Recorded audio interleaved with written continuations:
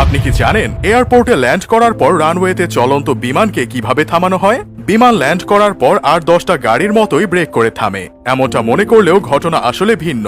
বিমান মোটেও সাধারণ গাড়ির মতো ব্রেক করতে পারে না। তাহলে ল্যান্ড করার পর বিমান কিভাবে থামে? বিমানেও ব্রেকিং সিস্টেম রয়েছে এবং বিমানও ব্রেক করে, তবে সেটা অন্যভাবে। অনেকে যদিও প্রশ্ন তুলতে পারেন, বিমান তো আকাশ থেকে উড়ে এসে ল্যান্ডই করে, তাহলে ব্রেক দরকার হবে কেন? মূলত বিমান আকাশে ওড়ার সময় এর গতি থাকে অনেক বেশি, তাই ল্যান্ড করার পর যদি এর গতি কমানো না হয় তাহলে বিমান না থেমে বরং চলতে চলতে সামনে যা পাবে সেটার ওপরই ক্র্যাশ করবে, আর এতে ভয়ানক দুর্ঘটনা ঘটে যাবে। তাই উড়ন্ত অবস্থা থেকে ল্যান্ড করার সময় বিমানের গতি অনেকটাই কমিয়ে ফেলা হয়। কিন্তু বিমানকে থামানোর জন্য সেটাও যথেষ্ট হয় না বলে ল্যান্ড করা মাত্রই ব্রেক চাপতে হয় বিমান পুরোপুরি থামানোর জন্য। প্রশ্নটা এখানেই, বিমান ঠিক কিভাবে ব্রেক করে?